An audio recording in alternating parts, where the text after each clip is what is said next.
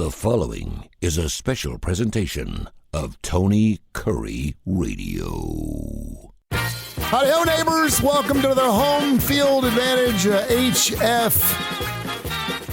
Home Field Advantage. I had to do the lettering in my head a little bit. When you look at us, you're going to see HFA on our graphic. Just think of FHA. Well, you know what? When I first saw that, that's what I thought of, right? But it's not that. So I want people. But this is your home field advantage because if you're looking to buy a home, you're looking to sell a home, you're looking to move. Maybe a job's doing that. Maybe you want to upsell. Maybe you want to downsell. Maybe you're going through a divorce. Whatever. We touch on all of it because she is the best. Teresa Autrey.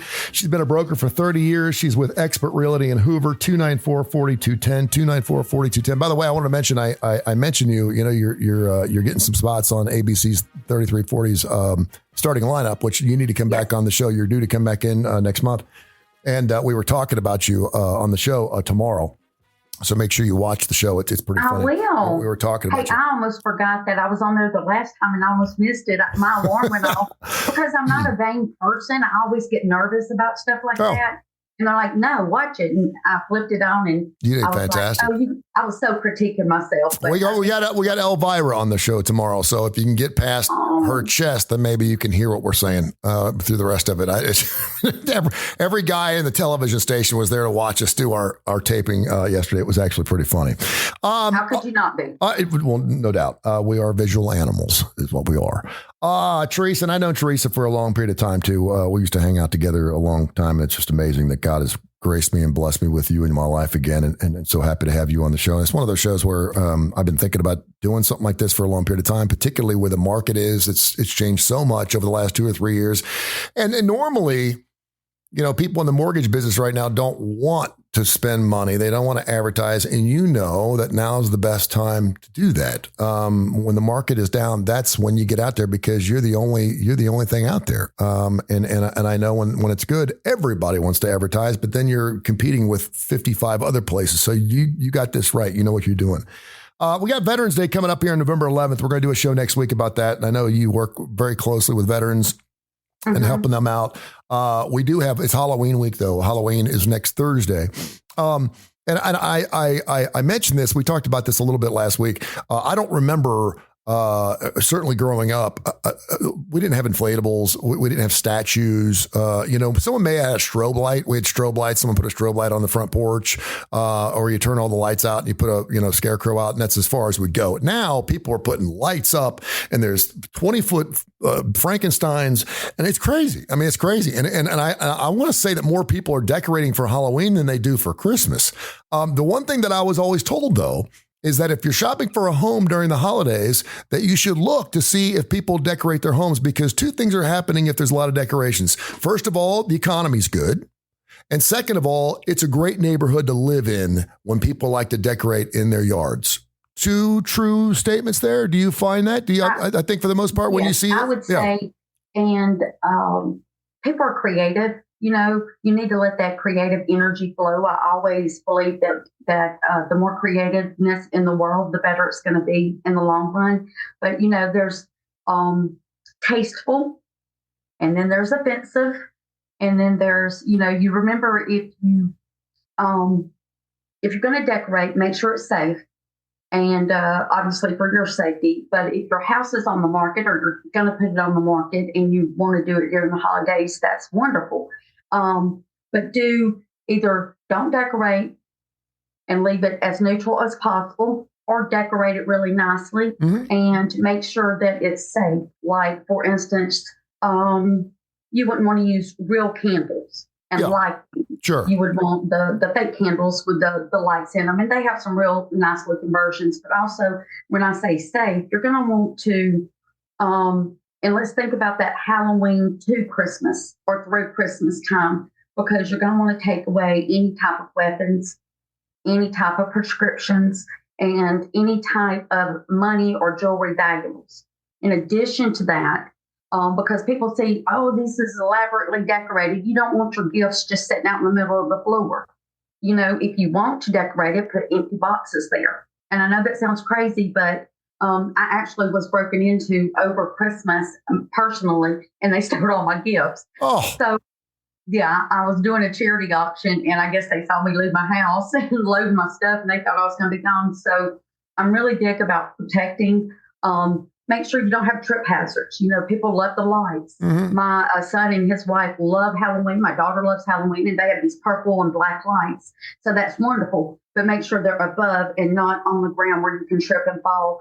In addition to that, make sure that if you do have any type of decorations, the tombstones, the Frankenstein, the even Snoopy, whoever you got, make sure they're kind of like solidified and solid, you know, because children are going to be children, and one runs up and, you know, knocks his head out. You don't want to be liable. So we just want to make sure we're making sense and not being creating any liabilities for ourselves. Is it true that you can tell a lot about what's inside a house based on what's on the outside of the house? I've always been said that if you drive through a neighborhood, the lawns look nice, then chances are the insides are nice. And if you go drive through a neighborhood and it's really spotty, you don't want to live in a, not because you got neighbors who don't cut their grass, but because if they aren't taking care of their outside, they're probably not taking care of their inside. And I want someone to take care of my house. Well, you can see that twofold, because I've seen it all. I'm going to be straight with you. And I have, I'm not going to call anybody out, but I will say I have a very affluent family. And outside their yard's manicured because the HOA makes it be manicured. Mm-hmm. When I went inside, though, they had the Mercedes, they had the convertible Mercedes, the SUV, they had all these pretty toys, but their house was starting to dilapidate. And it's sad to see it. And I was talking with a client about this yesterday.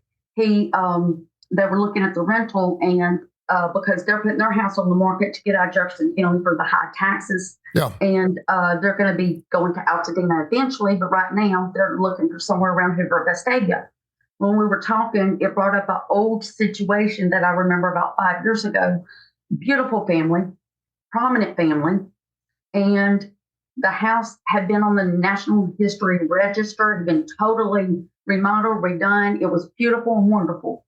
However, after the husband passed away, the wife had more than enough money, but she was so, I don't want to say cheap, but for lack of better terms, cheap, that she would not pay modern day prices. And so it ended up falling into ruins, and it deteriorated down to the point where it was not rehabable. Wow.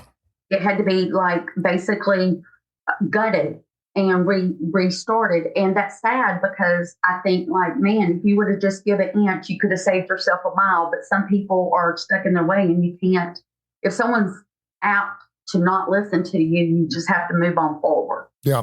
Teresa Autrey, 294-4210, 294-4210, Expert Realty in Hoover. She is wonderful, and she'll always answer phone. This is called Home Field Advantage. We talk about everything. I'm going to be walking myself through this process. Hopefully our show will last 2 or 3 years. Most of my shows do. So I can't wait for you to be part of my process in finding my next home after I can get out of this rental, because I'm just not quite ready to do that. While we're talking about fixing things up and not habitable, I always think it's interesting. And the last house I lived in, went through divorce, didn't have money. I didn't have $15,000, $20,000 to put in a new bathroom or even put in new carpets and stuff. I just had to figure out, and I almost had to do an as is thing. Although I was told, if you can come up with $2 or $3 grand, it's better to have just regular carpet than to have no carpet at all. I mean, it's just the initial walking in and just seeing the bare floors. It was not a pretty picture.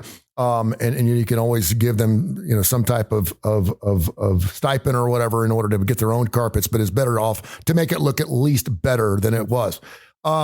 What do you normally say to people that need some type of work done? Maybe it's water damage in the ceiling. I'm not talking about major structural damage. I'm talking about a house through the living room. But things that obviously need to be worked on. Would you say at all costs get those fixed before you put it on the market? No, what I would say is, and I didn't mean to cut you off, but I would always say, don't put a nickel in unless you're going to get a dime's return. Paint's cheap, labor's free. Yeah. You can paint your house. I always think maintain it as you go. Because if you do that, then you're not going to have that big talk. However, we talked a couple of shows about distress or divorce or deaths, and things happen. Nonetheless, it amazes me. People always seem to sometimes find the money for a shiny car or nails every week, $400 haircuts, $500 shoes. Find the money to invest in something that's going to last in your living. I feel like if you've got a clean, decluttered, happy environment, then you can also carry that energy into the rest of your life. But that's just me personally. Everybody goes through things. I personally have went through a divorce. And so as you're going through it, it's just one thing at a time. Now, what I will say is, and this is just me, but, bank some of those favors, do something and say, you know what, one day I'll call you for a favor, give you an offer you can't refuse. Mm-hmm. And I know that for a few people, they've done what we call a workman's party. At our church, people would come over with all bring potluck, help maybe a single dad or a single mom or elderly, and we're just throwing ourselves into it. One day, 8 hours, you get 10 people. You can do a lot. I mean, you can do a lot with the yard. You can do a lot aesthetically. And that's what I mean is if you've got a leak and it's been fixed, a gallon of paint ain't that expensive. If you got to get the stuff that somebody brought back, at least it looks fresh and clean. I always say fresh and clean. Yeah. Safety first, fresh, clean. And then you get into those allowances. If your carpet's not new situation, a doctor's house, he had this really nice imported Japanese furniture. It was heavy as everything. It left spots in the carpet. I didn't say replace all the carpet. Let the people decide. Let them ask. Don't just give away the farm. Yeah. Some people are going to move furniture in anyway. They're not going to care about it wasn't dirty. It was just where the furniture sat. I'm big about quality. If I'm going to buy something, it's going to be long term. So if I've got a quality piece of furniture, I don't want to scratch the hardwoods. Animals scratch. They just do. Kids get paint everywhere. They get sticky stuff everywhere. We're human. I'm just saying that maybe a few times a year, make a little schedule. It doesn't hurt to once a month do your windows or once every quarter or spring cleaning and fall cleaning. But when people are getting the decorations out for the holidays, that's another thing. You're starting to whittle away what you're going to move. Mm-hmm. So the good thought is, let's get the decorations out. Let's make it pleasing and aesthetically. I have clients and friends that are Jewish or Islam or Muslim or Christian, and they would decorate it their way. I'm never going to tell someone, don't decorate your own home. Sure. What I will say is we need to make the people see themselves in your home. And it's really hard if it's cluttered, if it's dirty, or if it's just in generally over decorated. Yeah. I will say this for years. I've always been big into Christmas lights. I usually put 20 to 25,000 Christmas lights up, and I've always done it. Even the year I broke my back. Underachiever. Yeah. Even the year I broke my back in late November. I had surgery. I was on a ladder a week later.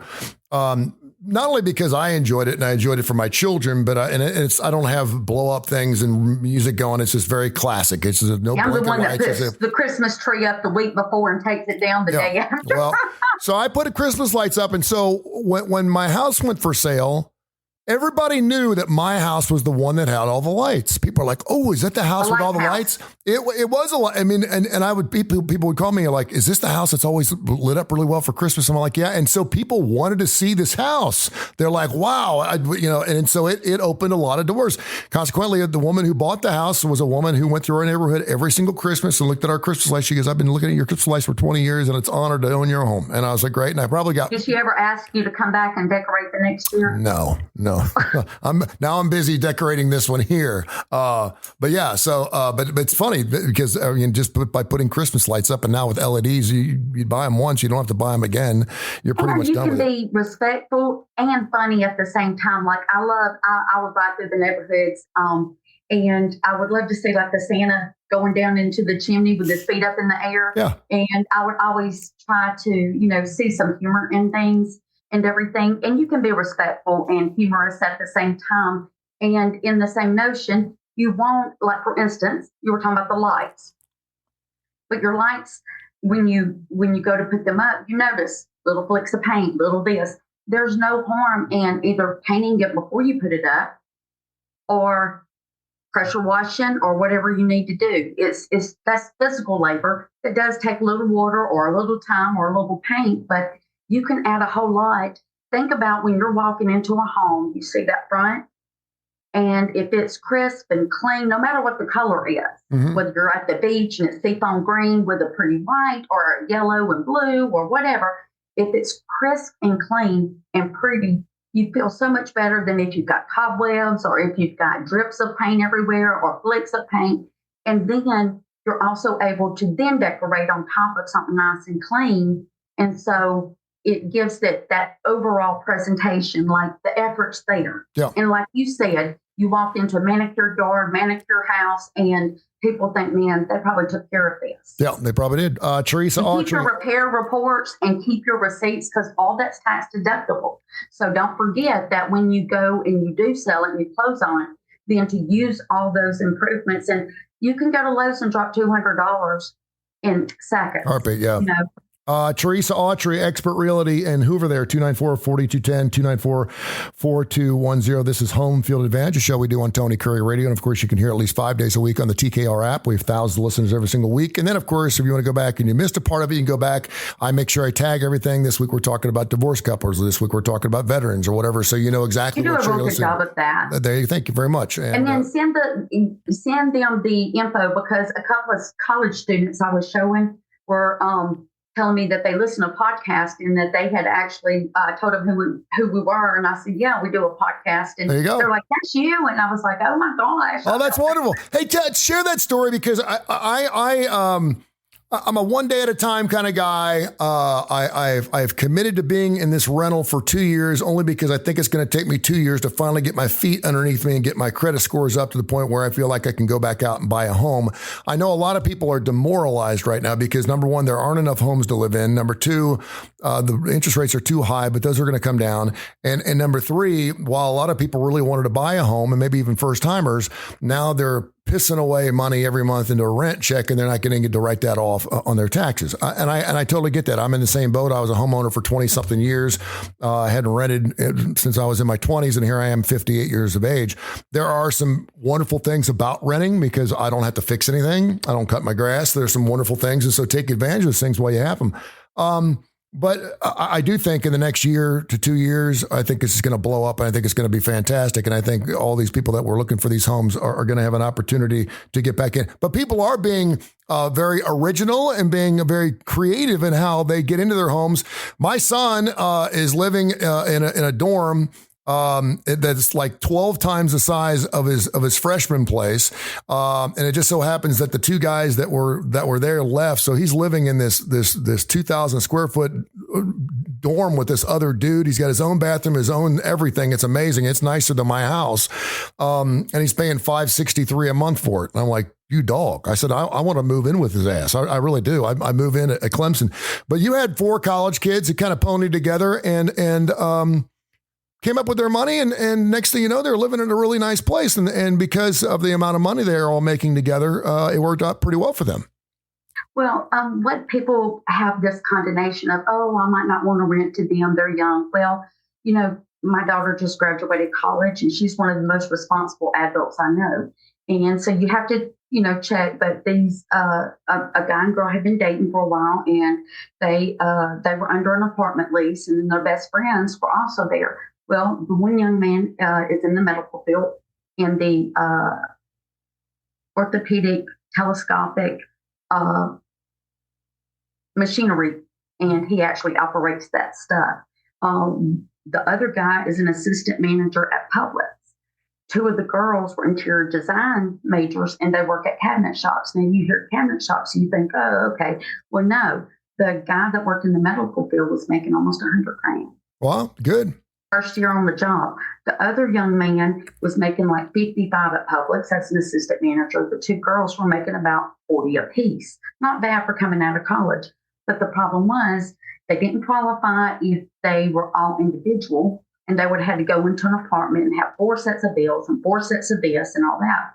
So they decided, and I showed a house. Now, I'm not saying they're going to get this one, but they want something like this where the whole basement was basically a huge wet bar area with the sink and everything.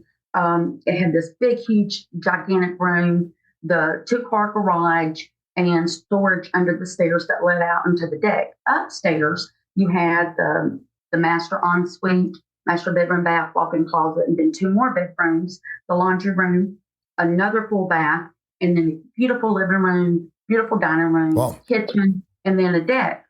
Well, one of them had a dog, and it's not that big or whatever, but it was in a natural area. It was in Hoover. It was 15 minutes from all 4 of their jobs, but together they make almost $180,000 a year. Mm-hmm. So when you split, instead of $1,000 a month for rent for an apartment, that's $4,000 a month, they were able to pay less than $3,000 and get this nice home where, like you said, everything's taken care of except utilities and hardwood floors, dimmer switches, energy efficient, enough room for everybody. And you could host events, you could entertain. And the simple thing is they can build some of their rental history. Do you see what I mean? Yeah. So the kid comes in and goes, I can get your $4,000 in cash tomorrow. I was like, well, you got to fill out an application. It's not like voting. We want to see your ID. Mm-hmm. Yeah. We want to make sure. And because 2 of them were 19 and 1 was 20, you have to sometimes get their parents on the lease or get, this guy made enough money to where he could cover it if Billy Bob quit his job or if little Susie got fired. Mm-hmm. So you got to make sure the income's there, make sure the responsibility's there, because ultimately, anything can happen in life. Now, the way I chose to look at it is I'm getting these young people prepared to buy a house, and who are they going to use as their realtor? Me. Sure. Because I'm going to give them a chance to establish their history. And then you go forward, 1 set of utilities, 1 set of water, 1 set of, everything. So it's cheaper to do it that way. However, they are,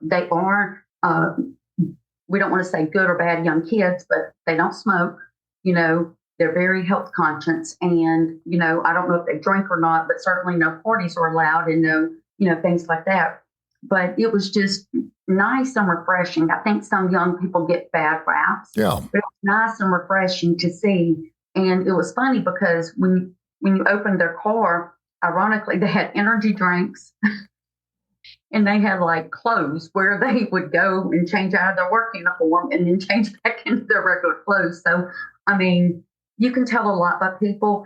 And, I'm not saying a nomad, I'm not saying don't protect yourself as a landlord and an owner. Obviously, you've got to do that. But they were asking me, well, do they clean the gutters or we? Most young people don't even think about gutters. Yeah. Yeah, So I get it. And you bring a couple things to mind. First of all, and the Latinos have a wonderful way, and I know there have been several laws, certainly in the Hoover area, about how many people you can have living in a home, but they have no problem having their extended families and everyone under one roof. There could be 12 Have you people. been to Mexico? I have been to Mexico. And I was there during the rubble days, and I know why. Yeah. I would rather live in an apartment with 25 people sleeping in shift than to be there during the Oh, rubble. there's no doubt. And it's amazing thing is because there's a guy who's a friend of mine who's owned a landscaping company for 4 years. 4 years. The guy's 27 years old. And has been living at home with his family, with his extended family, his girlfriend and his mother and his father. And they moved from Hoover and they just bought this place down here. And man, I mean, on any given day, there's like 20 or 25 of his buddies out in the yard. And I mean, they got the nicest house on the block. I mean, they got it going on and it's really, really nice. But I do think, we grow up and the dream of being a homeowner certainly there. And that's certainly, I understand there's a big difference between a house and a home. But I do think that we for a while there, got spoiled. When we were doing like 120% loans and things like that, where people were actually paying us to move in. And then it kind of blew up in our face. Because it's just different than it was, back in our families. But we didn't have 15-year. You have to think about culture. Like when I was in Hawaii, the grandparents very much. The kids stay with the grandparents, and then when they have children, the grandparents watch the children while the parents work. Yep. In the Italian families, they believe, and that's how you build kind of generational. Is that everybody works together. the Latino, the Italian, the Polynesian. It's like truly helping each other. However, in certain situations, people move off, people get job promotions, they get divorced, they get married, and certain things creep in. So it's just, you got to learn to think outside the box. And also, I always say, it never hurts to be cooperative until you can't. Mm-hmm. Yeah, that's very good. No, and you're hearing more and more stories of people, because college is so expensive. People are certainly looking at skill jobs now, because you can make $80,000, $90,000, $100,000 working at a Publix after 3 or 4 years. There's so many different opportunities for so many people, and you can work multiple jobs. And it used to be, if you had more than one job, people were like, how do you do that? How did you get 2 jobs? How did you get 3 jobs? Well, now you get 3 or 4 jobs, and you can have as many as you want.